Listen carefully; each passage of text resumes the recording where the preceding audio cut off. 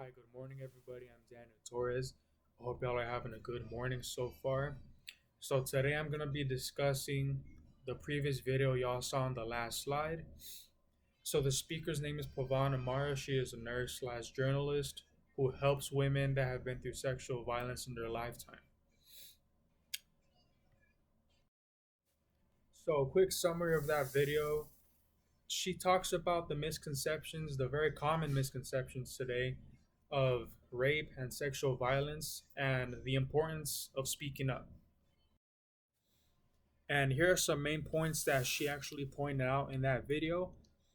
Number one that stood out to me was that she states sexual violence is often talked about by those folks who never actually experienced that.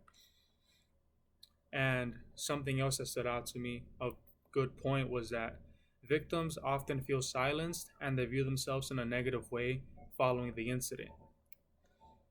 And she mentioned that she opened a very important workshop that actually gave back to the community of women and it helped them out. More specifically, women that have been through sexual violence, like I mentioned previously. And I think the most important point I got from that video was that everybody, not just victims of sexual violence, need to speak up about the truth to break that silence.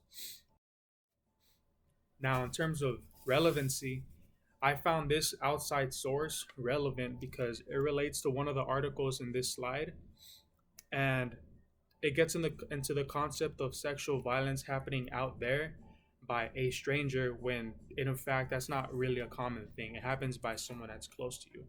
It happens in the comfort of your own home, or what you think is the comfort of your own home, right? So that's what that gets into.